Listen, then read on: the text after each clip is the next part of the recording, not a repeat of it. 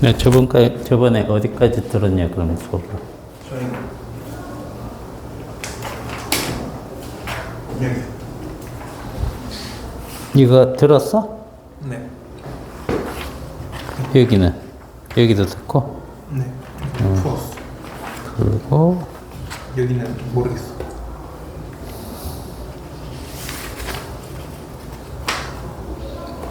그럼 여기를 안, 네. 여기 수업 영상에 있으니까 봐야 돼. 네.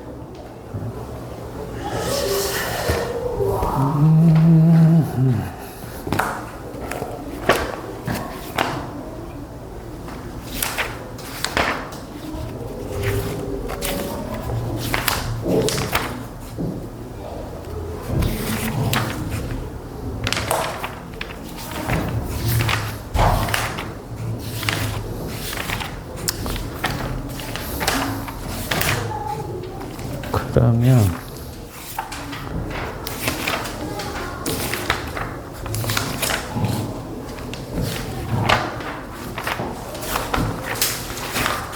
둘이 번갈아 가면서 안 오니까.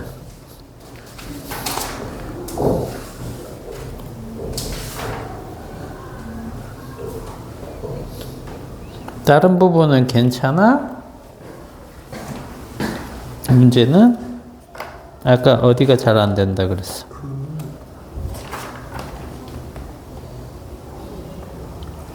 일단 얘가 잘 모르겠고 이렇게. 12번, 15번 이런 거? 네.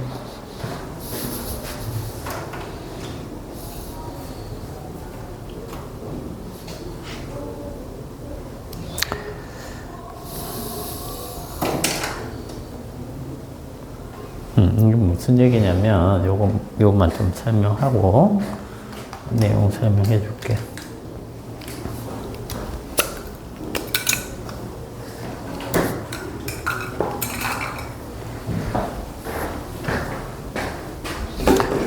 (12번이) 되면, 15번도 돼요. 12번이 안 되니까 15번이 안 되고, 실력업 문제도 안 되는 거야. 이것만 해결하면 되는 거야. 뭐냐면, 지금, 여기가 이제, 이 원이지. 그지? 자, 이 원. 그리고 주양자수로는 이제 여기가 1. 이렇게 돼 있고, 그 다음, 두 번째 에너지 준위가, 여기 좀 그릴까? 자, 이렇게 있어요. 이렇게. 이 이제 두 번째. 그리고 N2. 자, 그 다음에 세 번째, 네 번째까지만 그릴게요. 세 번째. 자, 이 세 번째라고 합시다. 세 번째. E3. N3. 그 다음 네 번째. 자, 이렇게.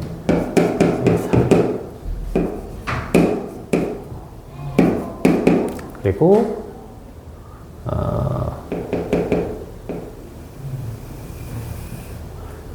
여기는 이제 점점점이야. 여기가 이 무한대요. 무한대.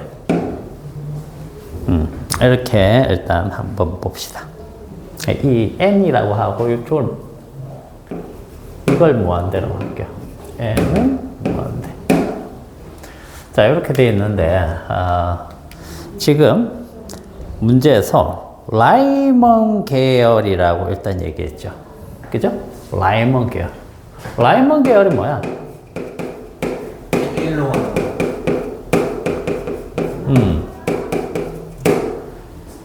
여기 1의 상태에서 또는 1의 상태로 변하는 거지. 그러면 어떤 빛이 나오지?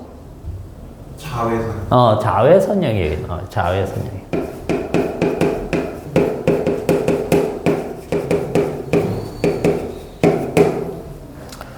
자, 그런데 여기에서 우리가 이 에너지를, 식을 어떻게 얘기를 하느냐면,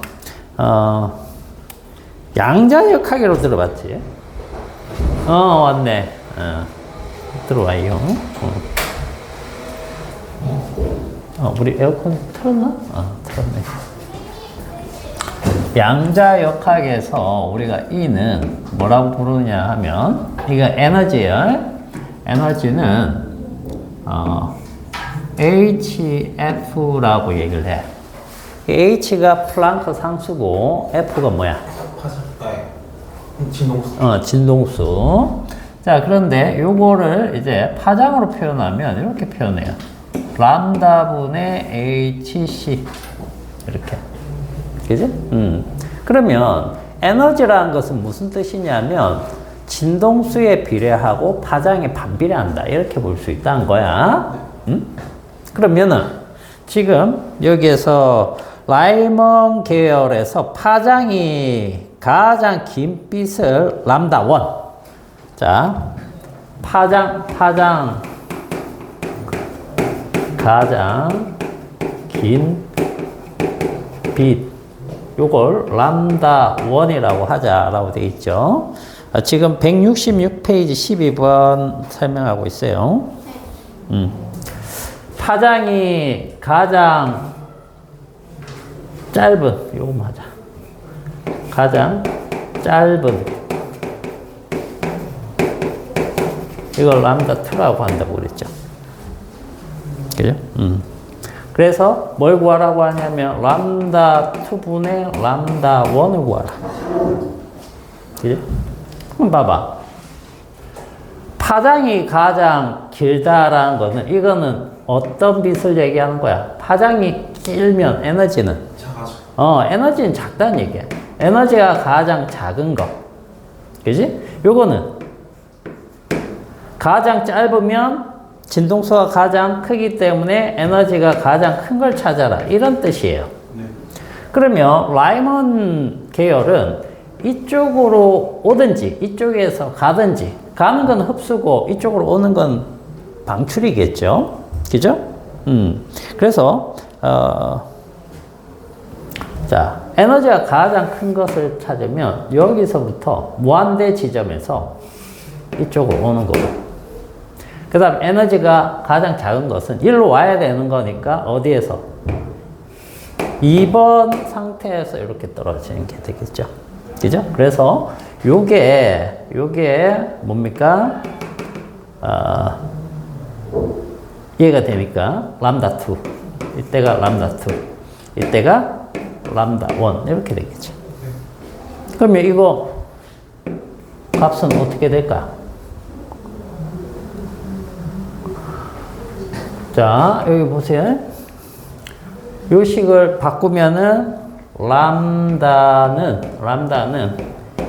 2분의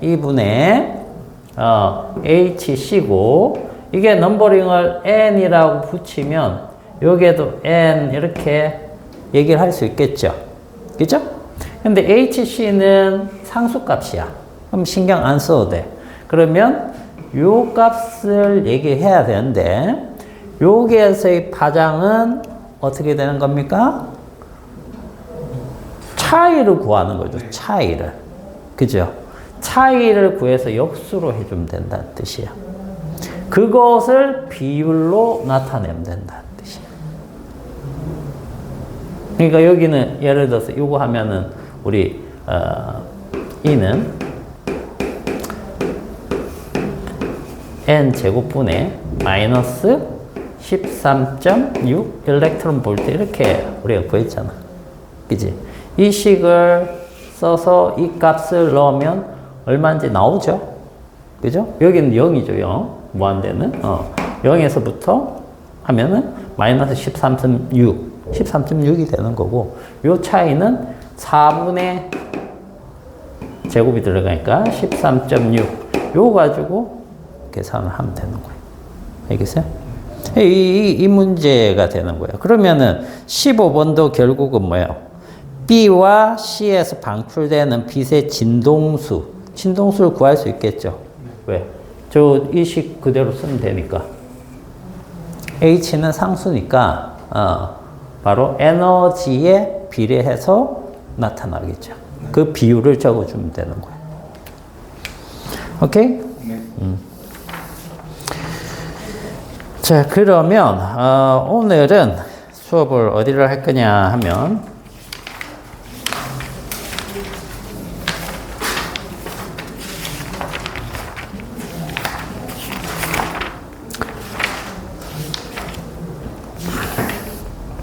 문제는 다 풀어보고 있죠. 저기 198페이지 가봅시다. 우리 여기 이제 전자기학 쪽으로 넘어가죠.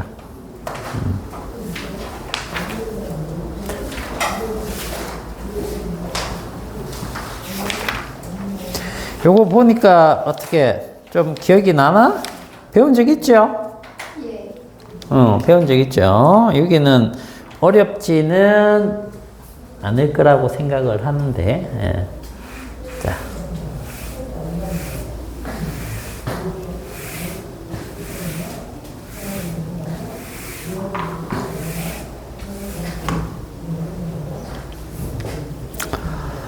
자, 전류에 의한 자기작용. 요거부터 한번 보죠. 전류에 의한 자기작용.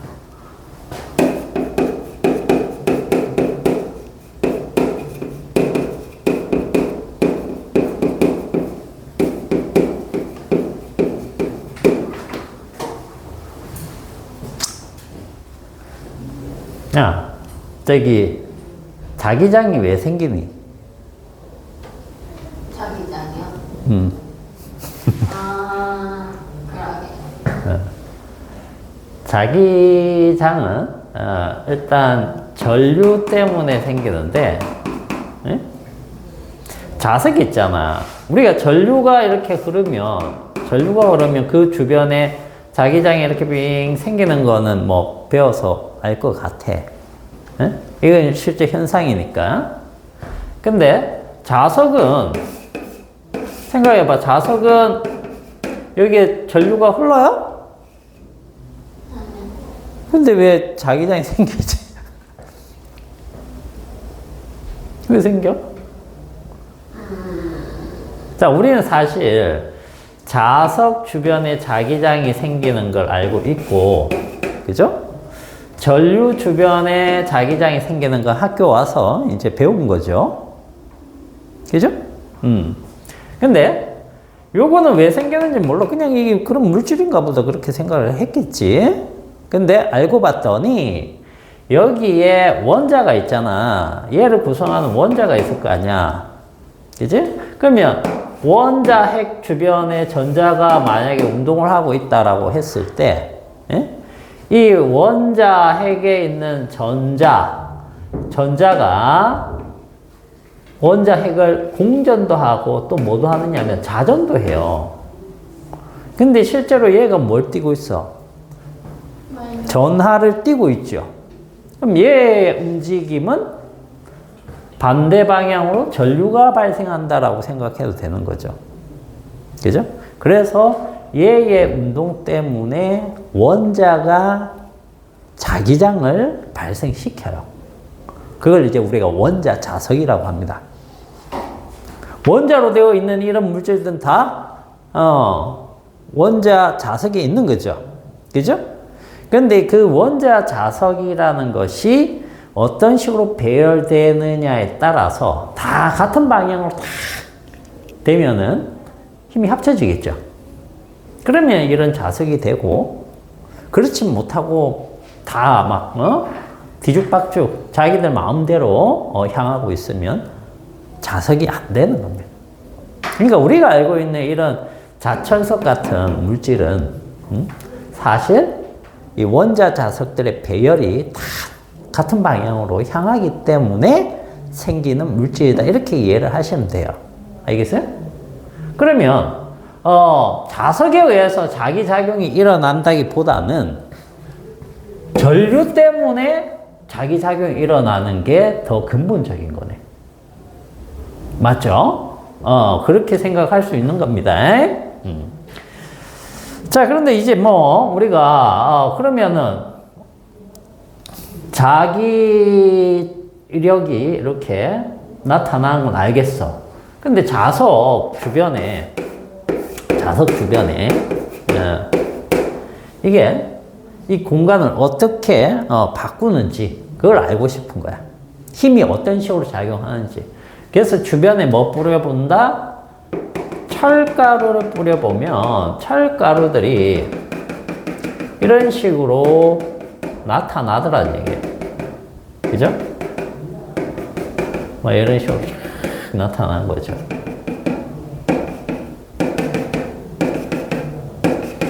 그래서 주변 공간에 바로 이 자석이란 물체 때문에 자기 효과가 나타나는데 그 자기 효과가 주변 공간에 이런 모양으로 나타나더라는 얘기예요. 그죠? 그래서 과학자들이 이걸 갖다가 뭐라고 얘기를 하느냐 하면 요 주변에 자기 력이 미치는 어떤 공간이 있다. 그죠? 여기에서는 이제 평면으로 그렸지만 실제로는 입체적이겠죠. 그죠? 공간이 있다라고 해서 그걸 자기장이라고 우리가 부르고, 알겠지? 자기장이라고 부르고, 이 자기장의 모습을 시각적으로 좀 보고 싶단 말이야. 실제로 눈에 안 보이기 때문에. 그래서 그걸 시각적으로 표현한 선들을 자기력선이라고 우리가 얘기를 하고, 이 자기력선에는 방향이 존재한다라는 걸 우리가 약속으로 정했어요. 알겠어요? 즉, 자기력선의 방향은 자기장의 방향이다라고 해도 되겠죠. 왜? 얘를 시각적으로 보여준 게 얘니까. 그래서 이 두 개는 사실 같은 겁니다. 같은 건데, 우리는 자기장이라고 이제 일반적으로 얘기하겠죠. 그죠? 그래서 이 자기장의 방향과 세기를 우리는 구분해서 얘기를 하는데, 자, 방향하고 세기. 이걸 어떻게 했느냐 하면 약속을 한 거예요, 방향은. 세기도 약속을 합니다. 정의란 것은 이렇게 하자라고 하는 거기 때문에. 자, 그래서 뭘 놔둬보느냐 하면 곳곳에 뭘 놔둬봐요? 나침반을 놔둬봐요. 나침반. 자, 나침반을 딱 놨을 때 나침반에 어떤 극? N극. 얘가 가리키는 방향으로 딱 정의를 해버렸어요. 약속을 한 거예요. 그래서 봤더니, 여기다 더 봤더니, 나침반 N극이 어느 쪽을 향하느냐 봤더니, 이렇게 향하는 거야. 이쪽으로. 여기 좀 나와봤더니, 이렇게 향하는 거야. 여기 나와서 봤더니, 이렇게 향하고, 여기는, 이렇게 향하고, 여기 이렇게 향하고. 이쪽에다 나와봤더니, 또 이렇게 향하고. 그죠? 그래서, 방향성이 N극에서 나와가지고 이 자기력선 모양을 타고 그대로 해서 S극으로 들어가는구나. 우리가 이렇게 얘기를 하는 거. 아시겠죠? 그리고 하나의 자기력선을 만약에 타고 간다라고 치면 그 옆쪽으로 가지 않는 겁니다. 알겠어요? 그리고 얘네들끼리 서로 붙지도 않고 중간에 끊어지지도 않고 그런 형상이다라고 생각을 하시면 되고, 그 다음에 이제 세기도 자기장의 세기는 이제 정의하는 방식이 있는데, 여기에서는 그냥 자기력선 있죠? 그냥 딱 봤을 때 세기입니다. 자기력선이 촘촘할수록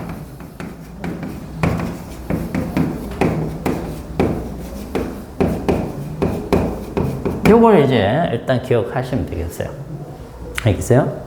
요걸. 실제 이제 자기장을, 수치적으로 정의하는 거는 뒤쪽에서 따로 할 테니까, 이렇게 보시고. 자, 그래서 자기장과 자기력선, 요런 게 있고요. 그 다음에 전류에 의한 자기장, 요거는 이제 모양에 따라서 나타나는 것들인데, 모양. 요건 예전에 다 해봤기 때문에 잘 할 것 같습니다. 자, 직선 도선. 도선은 이제 전선을 얘기하는 겁니다. 전류가 흐르는 금속선. 그러면 직선 모양일 때는 어떻느냐? 직선 모양일 때는. 직선 모양일 때 어떻다고 배웠죠?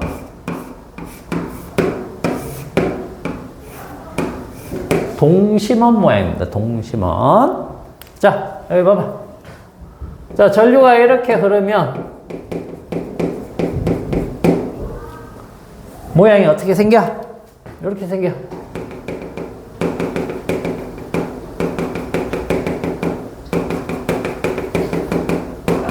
동심원 간격이 갈수록 어떻게 돼요? 커져요? 간격이 늘어나죠? 안쪽은 촘촘해요. 촘촘하게 그렸죠? 갈수록 간격이 늘어납니다. 왜 그럴까요? 가까이 있으면 좀 더 세니까. 그렇죠. 이겁니다. 자기력선이 촘촘할수록 세다라고 했잖아. 자, 뭐 때문에 생기는 자기장이야? 전류 때문에 생기는 자기장이야. 그럼 전류에 가까울수록 세다는 거죠. 그러니까 그쪽이 더 촘촘해야 된다. 그지? 이런 형태가 되겠죠. 그리고 이걸 나침판을 놔서 방향을 잡아보면 회전하는 방향이 나타나는데 그걸 일일이 이걸 놓을 수가 없으니까 우리는 뭘로 하자? 이 손으로 그 규칙선을 찾아가지고 기억을 하자. 그래서 오른손으로 하시면 돼요. 오른손. 엄지가 뭐죠? 엄지? 전류 방향. 전류 방향 놓고 이렇게 감아주면 된다. 그래서 여기에서는 회전 방향이 이렇게 된다라는 거죠. 그래서 요거 이제 전류는 우리 기호를 뭘로 씁니까? I로 많이 쓰죠? 자기장은 뭘로 써요? 기호를. 자기장 기호는 뭘로 써요? 봤었는데. 뭘로 쓸까, 이제부터? D. D? D 아니에요? 뭐 아무거나 써도 되지만 주로 우리가 이걸로 쓰자라고 간접적으로 많이 쓰는 건 B입니다. B. 이게 자기장이라고 생각을 하시면 돼요. 자기장. 그래서 이렇게 보시면 되겠고, 자, 우리 그 직선 전류에 의한 자기장 해가지고 그 자기장 색이 B고 전류의 세기를 I로 했을 때 둘이 친하겠죠. 비례 관계입니다. 그러면 이 자기장의 세기가 이렇게 된다는 거죠. B는 무엇에 비례한다? 무엇에 비례한다? 전류의 세기에 비례하고 여기 전류에서 멀어지면 멀어질수록 줄어들기 때문에 요 R이라는 것은 여기를 얘기하는 겁니다. 여기까지를 R이라고 잡으시면 돼요. 어떤 지점. 알겠죠? 이 지점에 자기장의 세기가 이렇다 라는 겁니다. 알겠습니까? 그럼 요거는 비례기호이기 때문에 뭐가 필요해요? 같아지려면. 상수가 필요하겠죠. 그죠? 요 비례상수 K 해가지고 보통 이제 이 값도 나중에 다 우리가 할 겁니다. 알겠죠? 자, 지금은 여러분들 단계에서는 요거를 넣어서 계산한 것보다 비례적인 것만 알아두시면 되기 때문에 이렇게 나타내요. 자, 그 다음 저기 어디냐? 두 직선 전류에 의한 자기장 있잖아. 요거 한번 봅시다.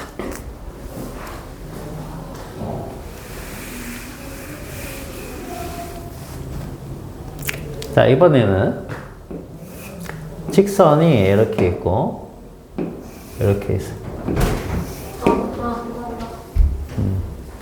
자, 두 직선이 이렇게 있는데 전류가 이쪽 방향이고 얘도 이쪽 방향이다. 그냥 크기랑 같다라고 일단 가정을 하시고 봅시다. 그러면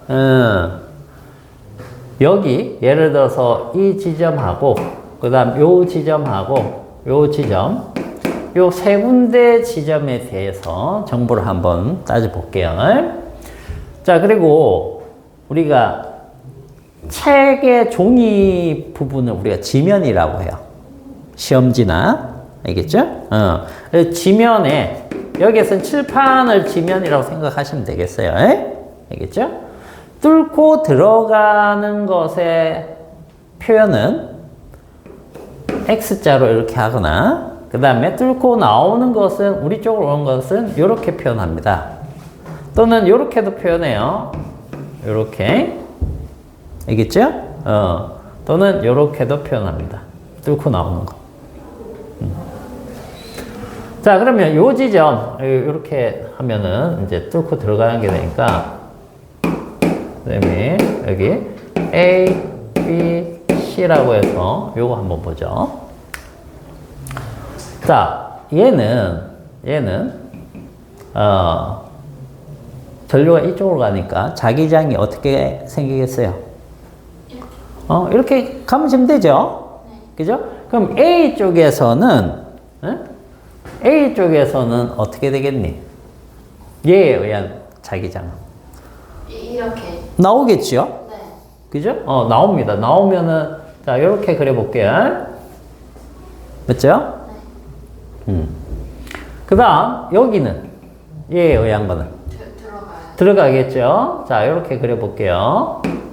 그럼 여기쯤에서는, 얘에 의한 거? 네, 들어가요. 들어가겠죠? 그죠? 들어갑니다. 이렇게.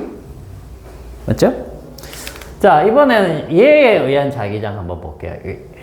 자, 이것도 이렇게 잡으니까 이쪽에서는 나오겠죠? 네. 자기 왼쪽에서는 나오고, 얘도 나오고, 얘는 들어가겠죠. 그죠? 그러면 각 지점에서 두 개의 도선 때문에 생기는 자기장이 방향이 어때요? 다르죠? 방향이 다르면 어떤 형태가 되겠습니까? 상쇄를 시키는 형태가 되겠죠. 서로 방향이 반대니까.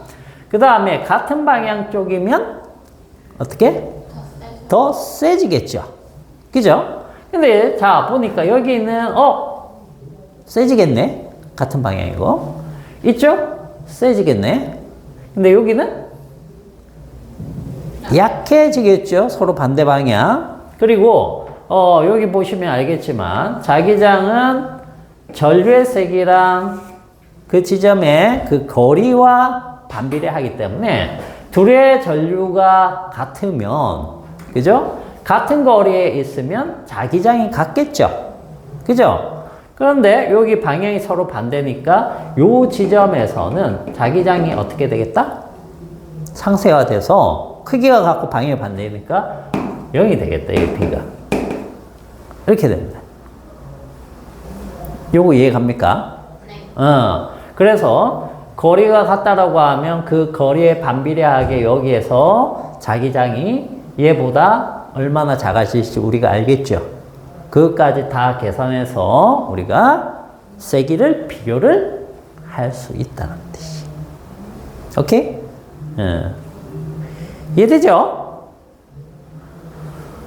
그리고 이거는 지금 여기에서는 이렇게만 하지만 나중에는 얘가 여기에 뚫고 들어가겠죠. 그죠? 자기장 속에서 전류가 흐르면 그 전류가 힘을 받습니다. 그것도 나중에 나와요. 그래서 방향이 어떻게 되느냐에 따라서 밀릴 수도 있고 이렇게 붙으려고 할 수도 있고 그런 것도 요 직선, 도선 두 개 갖고 얘기를 하기 때문에 그 자기장 속에서 전류가 받는 힘에서 요것도 볼 수 있어야 됩니다. 여기에서는 지금 뭡니까? 직선, 도선에 의해서 만든 자기장만 가지고 얘기를 하기 때문에 각 부분, 여기에 걸리는 거 말고요. 요 각 부분에 걸리는 여기에 자기장 비교만 물어보는 거야. 알겠지? 네? 자, 그래서 거기 예시가 하나 나와 있는데 보세요. I1, I2가 있죠, 책에. 네. 그리고 A 지점에서는 거리가 같습니다. 제가 그죠? 어? 졸지 마. 졸지 마. 자, 여기는 이제 두 개가 서로 방향이 반대죠. 반대 맞나요? 네. 그러니까 A 지점은 어떻게 되겠습니까? 상쇄가 돼서 자기장, 합성 자기장이 0이 되는데 B, C 부분은 달라진다는 거죠. 그죠? 그래서 더 세지는데 어느 쪽이 더 셉니까? 당연히 가까운 쪽이 더 세겠지. 그지? 그 비율을 구할 수 있겠습니까? 거기에 있는 것처럼 구하면 된다는 거예요. 알겠어요? 네. B 지점은 그 I1에서부터는 3R이잖아, 3R. 3R분의 이제 B라고 가정을 하면 I 때문에 생기는 거니까 그런 식으로 해서 우리가 정의를 하면 되는 거예요. 즉, 요 전류값은 안 변하는데 요것만 자꾸만 변하니까 처음에 R 부분은 여기는 만약에 B라고 가정을 하면 요 지점 말고 요 지점 할까? 3R 부분 되는 부분은 3분의 B가 되겠죠. 뭔 말인지 알겠어요? 이거에 의한 전류는 안 변하잖아. 근데 여기 거리가 점점 줄어드니까 여기 이 지점 B라고 하면 여기는 2분의 B, 여기는 3분의 B, 여기는 4분의 B 이런 식으로 점점 줄어든다는 얘기예요. 직선 도선에 의한 자기장. 그거 가지고 우리가 비교를 할 수가 있겠다. 합성 자기장. 자, 그거 봐두시면 되겠어요. 그래서 그거는 조금 체크를 해놓고 중요 표시를 해놓으세요. 자, 그 다음에 199페이지 보시면 원형 전류에 의한 자기장 있지? 원형 전류에 의한 자기장. 자, 원형 전류는 요거 직선 전류를 이렇게 휘게 해서 말기만 하면 되는 거예요. 말기만. 알겠지? 자.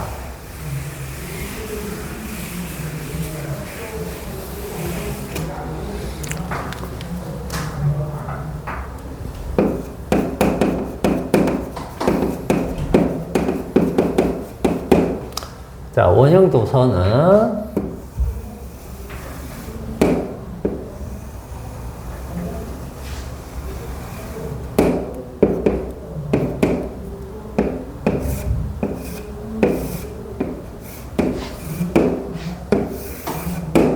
자, 이렇게 됐을 때 이제 이렇게 되어 있습니다. 밑으로는 이렇게 여기도 이렇게. 자, 그럼 이것도 자기장 모양을 알기 위해서 털까지 뿌려보면 여기 자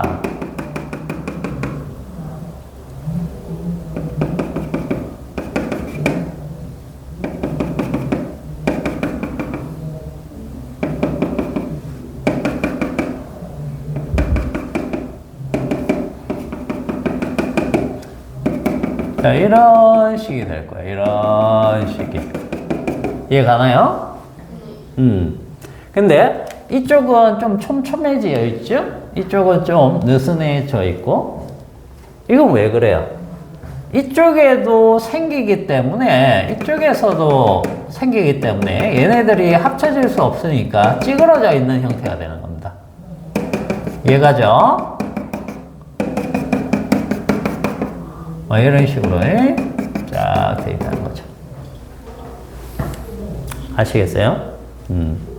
원래는 얘네들만큼 이렇게 원형으로 혼자 있을 때 탁탁 생겼어야 되는데 이쪽에서 겹치는 애들이 있기 때문에 찌그러져 가지고 저렇게 촘촘하게 배열되어 있다 정도 알아두시면 되겠죠?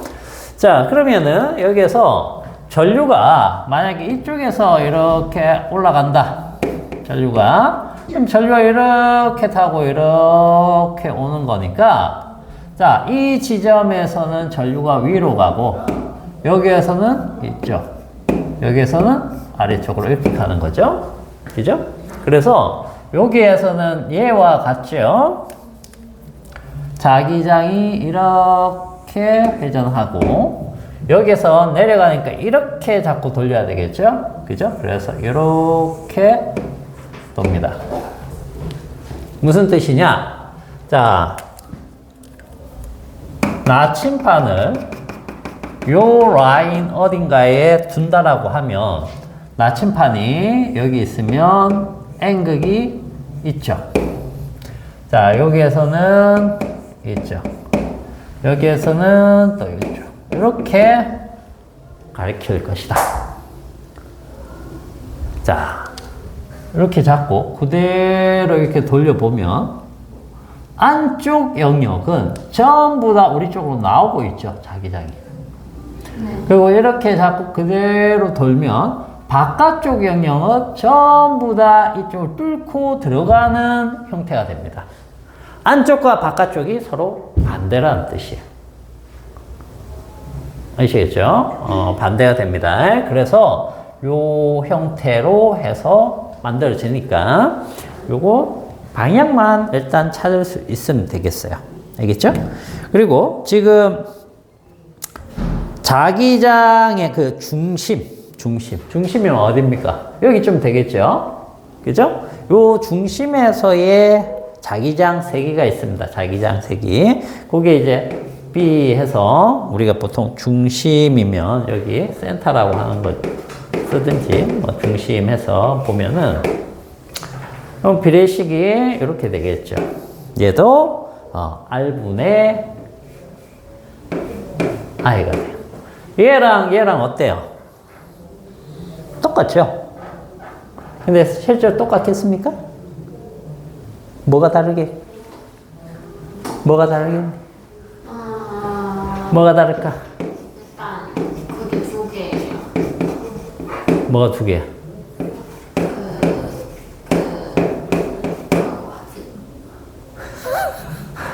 뭐가 2개야?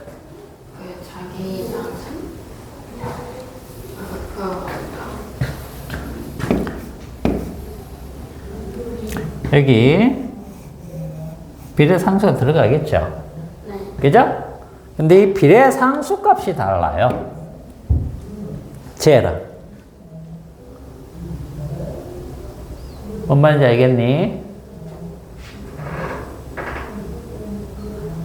모양이 다르기 때문에 거리에 비례해서 하는 건데 얘네들도 거리에 비례해서 이렇게 생길 거 아니야. 그지? 그런데 얘네들은 아까 뭐라고 했어요? 얘는 이 지점에서 얘에 의해서 생기는 게 하나밖에 없잖아. 근데 얘는 이렇게 되어 있기 때문에 전체적으로 요 지점 때문에 생기는 것과 요 지점 때문에 생기는 거, 요 지점 전부 다 뭐야? 합성이 되는 거죠. 직선 노선일 때 같은 거리 R 이렇게 잡았을 때 여기 전류 I입니다. 이것도 전류 I고 같은 거리 R이라고 했을 때 저 세 개가 같을 수 있을까? 얘는 여기서부터 생기는 거죠. 물론 이렇게 볼 수 있겠죠. 그죠? 그러나 같은 거리에서 얘는 이렇게 영향을 주는 거예요. 어디가 더 셀까? 원형 쪽 중심이 더 셀까? 직선 도선에서 이 원형 도선 반점 R만큼 떨어져 있는 지점에서의 자기장이 더 셀까? 원형이 아니라 맞네. 원형. 이쪽이 더 센 거죠. 무슨 말인지 알겠어요? 에이, 졸고 있다. 응? 뭘 먹고 온다고? 얼음? 알았어. 야, 오면서 분필 좀 갖고 올래? 그러면? 요거 3개. 네. 네.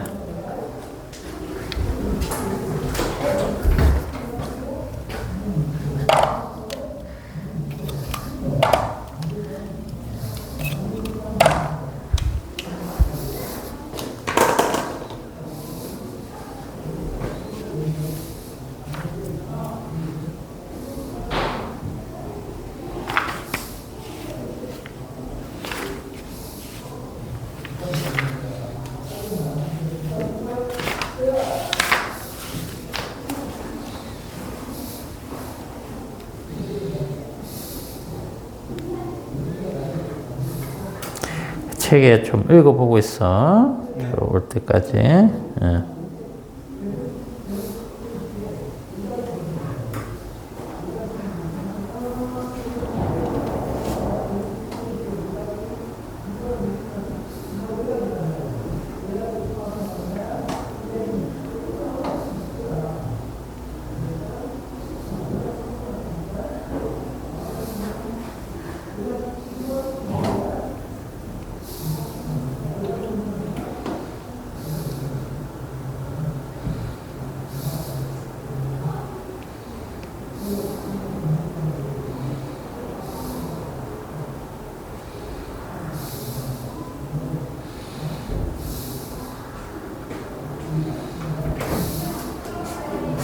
맞다. 땡큐.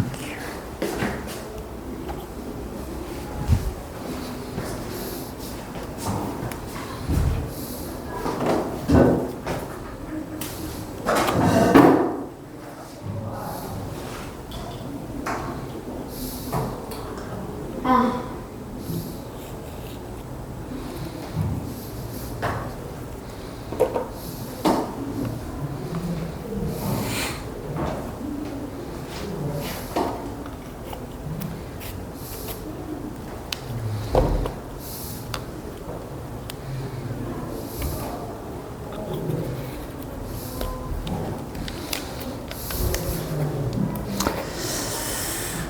자, 됐지? 네. 자, 그래서 여기에서 이제 방향을 잡을 줄 알고, 이 요거 기억하셔야 됩니다. 우리가 이 원형이 점점 커지면 당연히 자기장이, 중심 자기장이 작아지겠죠. 그죠? 그런 것들 생각하면 되겠습니다. 자, 그 다음에 이 원형 도선을 여러 개 겹쳐버리면 어떤 현상이 생기느냐. 자, 이렇게 있는 원형 원형 도선이 있고, 그 다음 다시 또 여기에 요런 원형이 또 여기에 또 이렇게 이런 식으로 여러 개가 겹쳐 있다라고 하면, 자, 전류가 전부 다 같은 방향으로 이렇게 회전을 하고 있다라고 가정을 해보면 전부 다 중심은 자기장이 어떨 것이다? 이렇게 똑같은 자기장이 이렇게 통과를 하겠죠. 그죠? 그리고 바깥쪽은 서로 반대로 이렇게 통과를 하겠죠. 맞나요? 결국은 자기장이 이렇게 해서 이렇게 형성된다는 뜻이에요. 원형 자기장에 의해서 생기는 자기장들이 전류 회전 방향만 같다라고 하면 겹쳐져서 더 합성 저항이 세진다. 그런 뜻이거든요. 그래서 이렇게 만든 것을 우리가 뭐라고 부르느냐 하면 코일이라고 해요. 코일.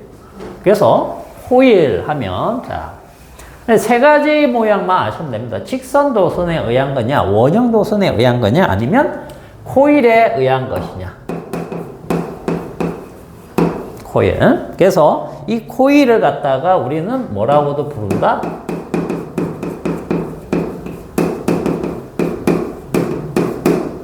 알겠어요? 솔레노이드.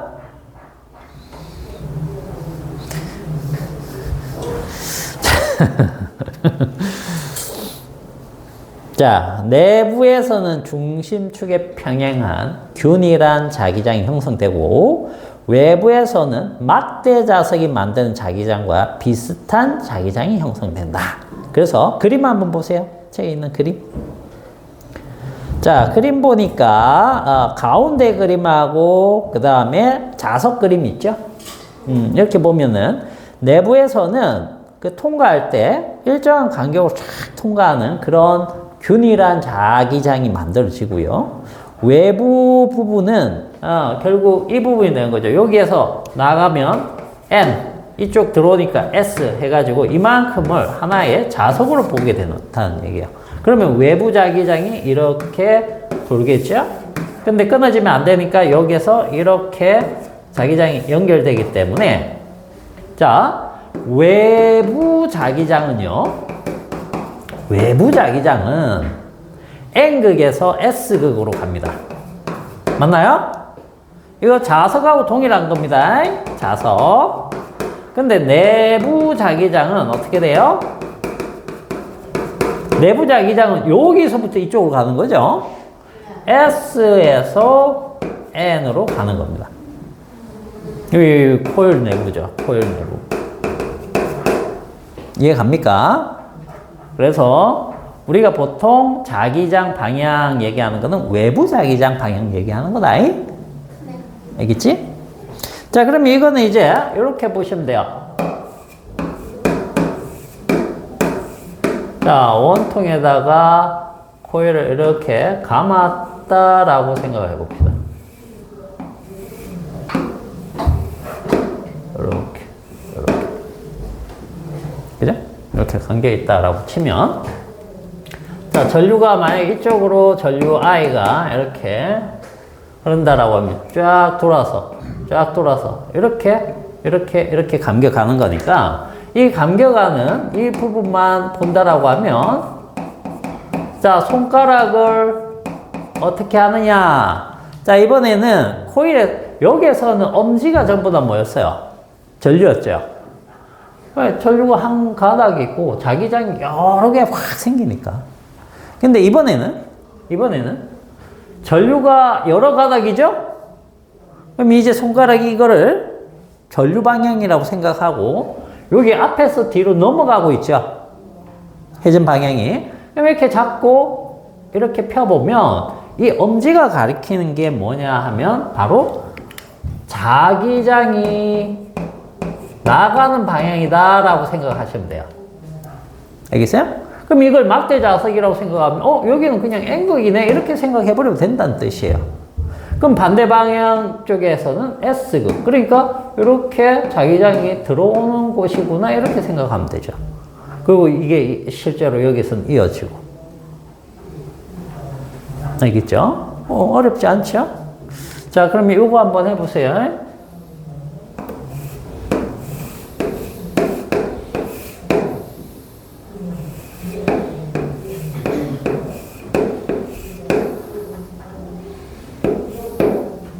자, 여기 A, B라고 해볼게. 그지? 자, 전류가 이쪽에서 이렇게 가고 있습니다. 네. 자, A는 무슨 극이고 B는 무슨 극일까요? 자석으로 생각을 하면? A가 N. A가 N, B가 S 이렇게 되겠죠. 이렇게 되면은 자, 전류가 이렇게 흘러서 나온다라는 걸 입체적으로 볼 줄 알아야 되는 겁니다. 그래서 이렇게 잡고 펴야 되겠죠. 그죠? 자, 그거를 이제 보시면 되겠고,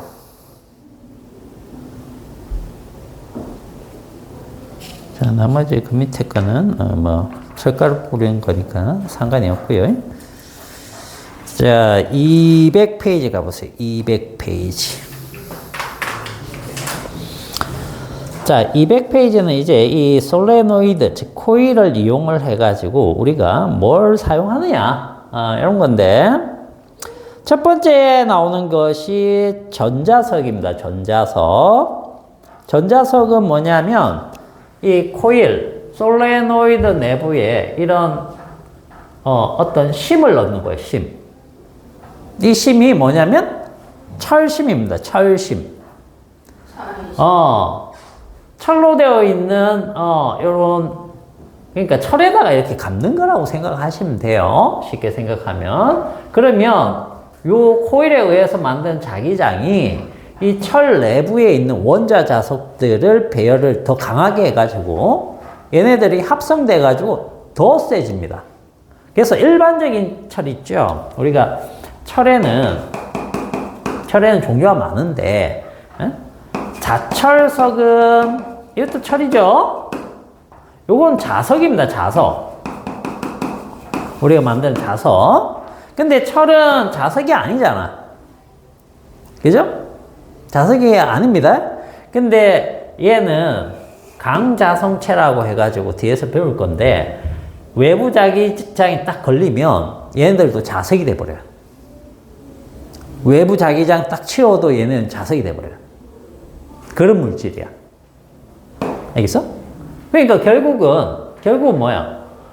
철심을 넣었다라는 것은 코일만의 자기장이 생긴 게 아니고 이 철에 의한 자기장도 합쳐질 것이다 라는 게 되겠죠. 그러면 어떻게 됩니까? 더 세집니다. 더 세져요.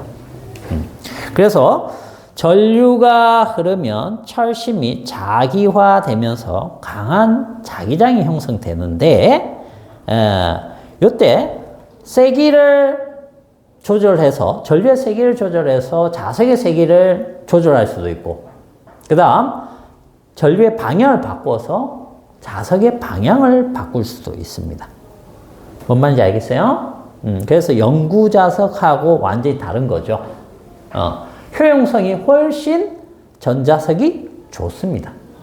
알겠습니까? 세기도 마음대로 바꿀 수 있고 미세하게도 바꿀 수 있습니다. 그 다음에 방향도 막 바꿀 수 있으니까. 그리고 꺼버릴 수도 있어요. 알겠죠? 자, 그래서 요런 것들을 이제 어디에 사용하느냐. 여기 보시면 자기 공명 영상 장치 MRI라고 하는 거죠. 병원에 가면 요거 CT 촬영하고 엑스레이 촬영 이런 건 들어봤죠? MRI도 있는데 이거 자기 공명 영상 장치는 비싸요. 그리고 설치되어 있는 병원이 많이 없어요. 많이 없습니다.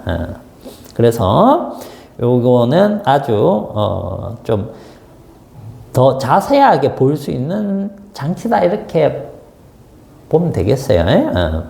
자, 그 다음에 자기 부상 열차. 자기 부상 열차에도 쓰일 수 있고, 그 다음에 전자석 기준기. 지금 제일 많이 쓰이는 것이 이제 전자석 기준기 정도가 되겠죠. 그 다음에 이제 토로이드라는 게 있습니다. 토로이드가 뭔지 압니까? 토로이드. 자, 토로이드는 뭐냐면, 요건 조금 알려드릴게요. 핵 융합 장치, 이걸 이제 토카막이라고 하는 건데, 토카막이 핵융합 장치잖아. 핵융합 뭔지 알아요? 핵을 융합시키는 거잖아. 그러려면 얘네들 속도가 어떻게 돼야 돼요? 빨라야 돼요. 엄청 빨라야 되겠죠. 그죠? 그러면 속도가 빠르려면은 어떤 조건이 필요할까? 에너지가 많이 필요하다. 에너지가 많이 있게 되면 얘네들 온도가 어떻게 돼요?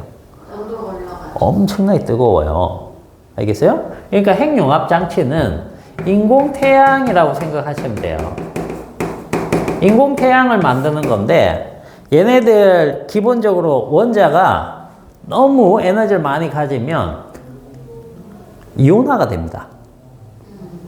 이온화. 원자 핵 따로 전자 따로 이런 식으로.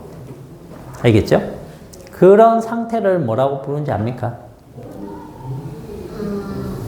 그냥 이온 상태. 플라즈마. 그런 상태를 플라즈마 상태라고 하는데 얘네가 이 상태에서는 온도가 너무 뜨겁기 때문에 보관할 수가 없어요. 용기에 닿으면 용기가 다 녹아버려. 얘네들의 온도를 버틸 수 있는 용기가 없습니다. 그래서 저장하는 방식을 어떻게 하느냐면 토로이드라고 해가지고 이 코일이 있죠, 코일을 갖다가 이렇게 원통으로 만들었다라고 생각하시면 돼요. 이 코일입니다. 전부 다 이렇게 쫙 코일. 도넛 모양으로 이렇게 만들어 놨어요. 그럼 이 내부 안에서는 자기장이 어떻게 갑니까? 이렇게 균일하죠? 네. 자기장이 이렇게 균일한 거야. 균일한 거야, 이렇게.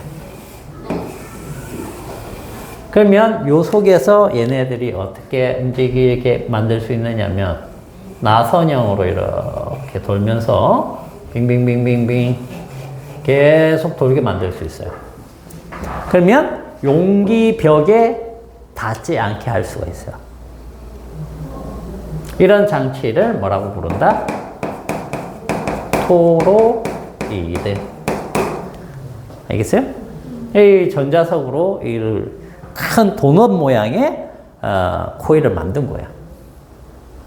그 안에다가 플라즈마 상태의 물질을 가둬놓는 거예요. 필요할 때 이제 뺐쓰고. 그게 이제 핵융합 장치의 핵심 부분이 되는 거죠. 저장 장치니까. 자, 그 다음에 이제 자기력 한번 볼까요? 자기력. 자, 자기장 속에 놓인 도선에 전류가 흐를 때 도선이 받는 힘. 자, 요거 한번 보죠. 우리 자기력.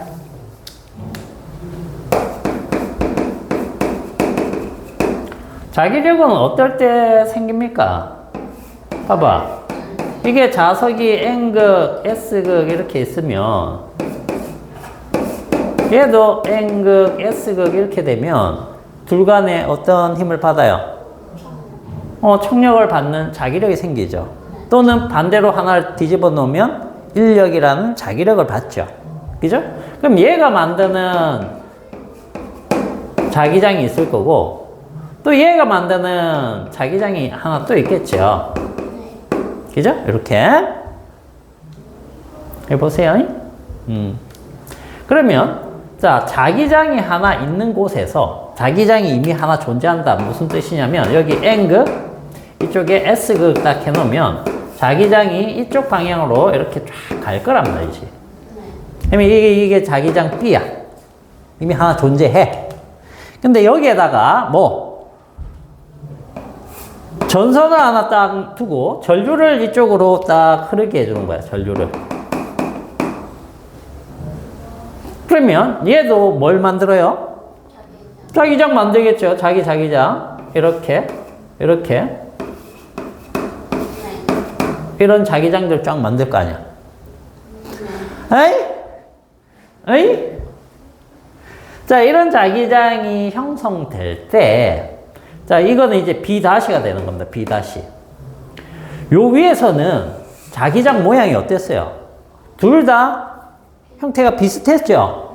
그러니까 이게 밀리고, 붙고 하는 게 쉽게 이해가 됐거든? 얘네들끼리 합쳐질 수 없으니까. 그런데 여기에서는 하나는 원형이고 하나는 직선 형태로 되어 있잖아. 그래서 이게 어떻게 되느냐라는 겁니다. 이게 어떻게 되느냐. 자, 요거 한번 보세요. 이번에 요렇게 그려볼게.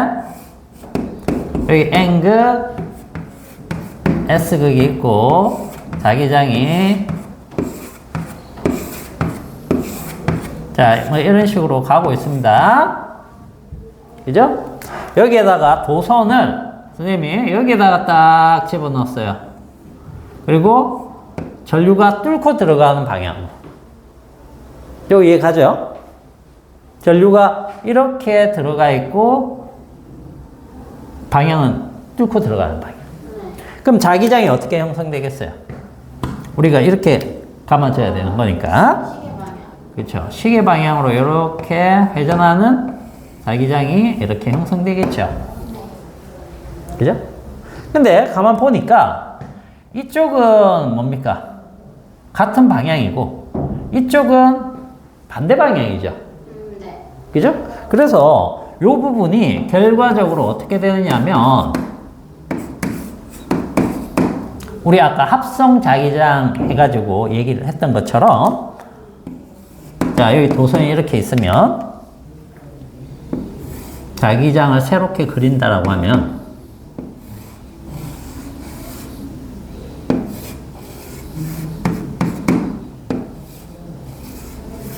자, 이렇게 되고 아래쪽은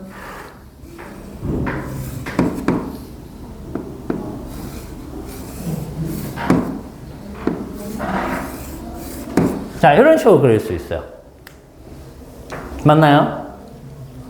왜냐면 이쪽은 요 한 가닥이 더 있어야 될 거 아니야. 그럼 사이에 한 가닥씩 더 그린다라고 쳐보자.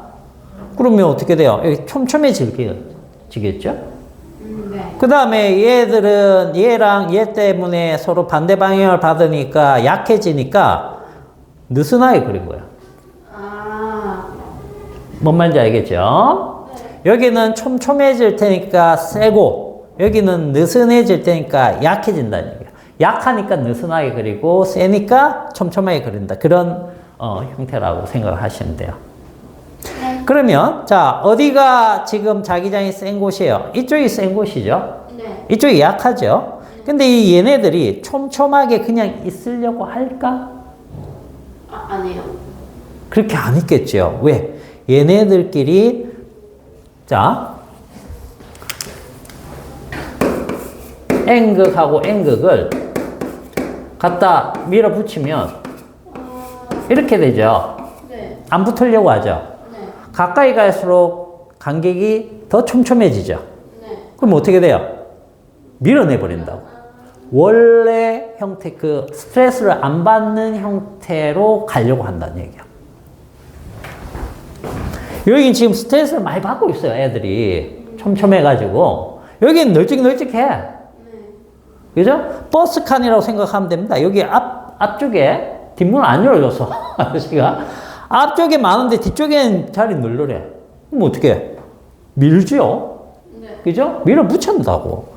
그래서 얘가 이쪽 방향으로 힘을 받는 거예요. 이 힘의 정체가 뭐냐? 얘도 자기장이고 얘도 자기장이기 때문에 자기장과 자기장에 의해서 이 물체가 힘을 받았기 때문에 자기력이 되는 거예요. 알겠니? 알겠니? 그래서 이것도 매번 이렇게 따질 수 없잖아. 그지? 그래서 이렇게 보시면 돼요. 이게 플레밍의 왼손 법칙이라고 하는 거야. 원래는 플레밍의 왼손 법칙이에요. 자, 왼손 법칙은 뭐냐면 이거야. 다 직각으로 만들어줍니다. 직각일 때 힘을 제일 많이 받거든요. 하나가 요게 이제 I야, I. 전류. 요게 B. 자기장. 그럼 요게 힘, F. FBI. 꼼짝마. 총이죠, 총. FBI. 네? FBI. FBI입니다. 됐죠? 원래 이건데, 이제 손가락을 이렇게 해서, 자, 한번 해볼게요. 자기장, 전류가 여기죠?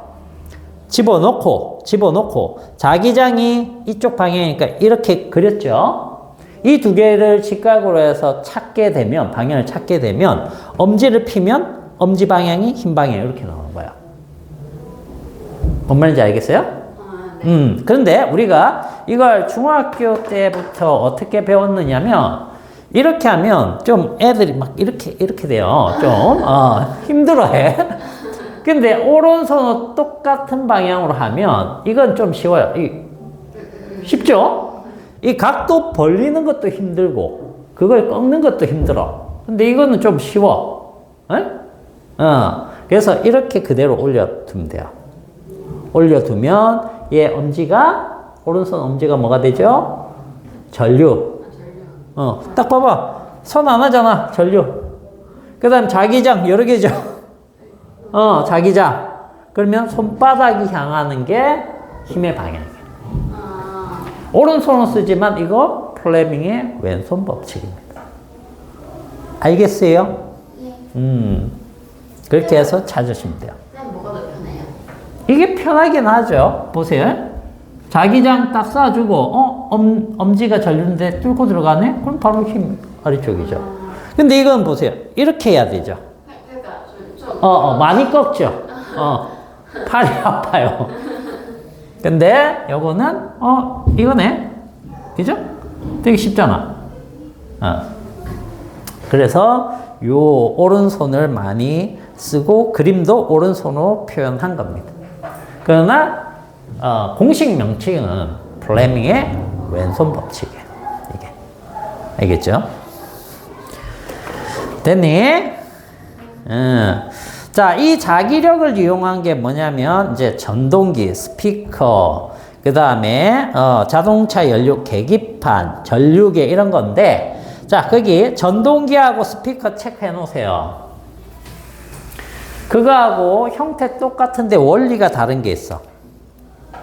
자, 전동기, 스피커. 요건 뭐예요? 자기력을 이용한 거죠? 그죠? 근데 요거하고 반대되는 것들이 있어요. 그죠? 요게 발전기. 그 다음 요거는 이제 마이크 중에 다이나믹 마이크라고 하는 마이크가 있습니다. 종류가 좀 있어요, 마이크는. 근데 그냥 이렇게 합시다. 마이크. 요 두 개는 구조가 똑같아요. 구조가 같지만 원리는 서로 반대입니다. 알겠죠? 얘네들은 뭐냐? 전자기 유도야. 원리가. 요 위에 거는 자기력이고. 알겠지? 같이 정리를 해 두세요.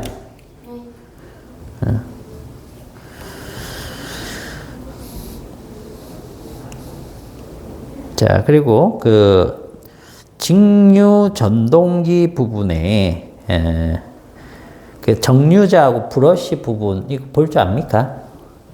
네? 직류 전동기 그림 찾았니? 아, 네. 응. 아, 네. 거기에 정류자하고 브러쉬 찾았니? 네네. 응. 그게 뭔지 알아? 모르는데. 모르죠. 모르죠. 모르니까 배워야죠. 자, 요 봐봐. 요 그림에서 잠시 보자.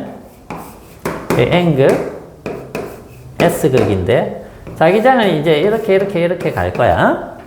그러면 자 이렇게 미음자 도선을 요 사이에다 딱 끼우면 90도를 자기장하고 90도가 되는 부분은 자기장이 이렇게 지나갈 테니까 이건 위에서 본 그림이야. 그럼 여기나 이런 곳은 힘을 안 받습니다. 왜냐하면 전류의 방향이 자기장하고 같기 때문에. 그래서 이 상태에서 얘가 이렇게 하면 힘이 약해져요. 그러다가 같아지죠? 방향이. 나란하게 되면 같은 방향이나 반대 방향이 되면 힘이 없어져요. 힘을 안 받아요. 알겠어요? 그러니까 이런 부분은 생각할 필요가 없지만 이 부분은 이제 생각할 필요가 있다는 거죠. 전류가 이렇게 들어간다라고 하면 여기 전류, 여기 전류 이렇게 되겠죠. 그죠? 그럼 여기를 A, 여기를 B라고 한번 가정해 보면 여기 보세요. 이렇게 그리면 여기는 이렇게 들어가고 있죠. 그죠? 여기는 나오고 있죠. 맞나요? 자, 그럼 여기에서 힘 받는 모양 찾으면 어떻게 됩니까? 자기장, 그 다음에 엄지 넣어주니까 아랫방향으로 힘 받겠죠? 그럼 여기는 이렇게 되고 엄지 피니까 위쪽으로 힘 받겠죠? 그러면 이 부분이 여기는 힘 이쪽, 여기는 아래쪽이니까 여기가 회전을 하려고 하겠죠? 네. 맞나요? 회전을 하려고 하지만 실질적으로 회전을 하느냐 이 상태만 되면 회전 안 합니다. 왜냐하면 여기가 이게 A고 여기 B잖아. A 도선이 이 자리 간다라고 쳐볼게. A, B가 이쪽으로 왔어요. 그럼 전류는 여전히 똑같죠? 전류는 얘는 우리 쪽으로 나오고 얘는 들어가죠. 그럼 여기에서 힘 어느 쪽으로 받습니까? 아래쪽. 여기는 위쪽. 다시 이쪽으로 가버리네. 그러니까 왔다 갔다 하는 거야. 왔다 갔다 하기 때문에 이게 회전이 안 일어납니다. 그래서 이 A 도선이 이쪽에 있을 때는 전류가 여기였지만 반바퀴 회전해서 이쪽 편에 가게 되면 전류 방향이 이렇게 돼야 된다는 얘기야. 나오는 방향으로. 전류 방향이 바뀌어야 된다는 얘기야. 전류 방향이 바뀌어야지만 이쪽으로 오는 도선은 무조건 위로 힘받고 이쪽으로 온 돛은 무조건 아래쪽으로 힘받아서 계속적으로 회전이 일어날 수 있다는 뜻이야. 그걸 만들어주는 게 바로 그 정류자와 브러쉬입니다. 네. 정류자 브러쉬까지 설명하면 딱 되겠다. 봐봐. 정류자 브러쉬는 요 부분인데, 여기, 요 부분, 요 부분인데, 어떻게 돼 있느냐면, 자, 원통으로 딱 돼 있는데, 여기가 쪼개져 있어요. 이렇게. 떨어져 있어. 여기도, 이렇게.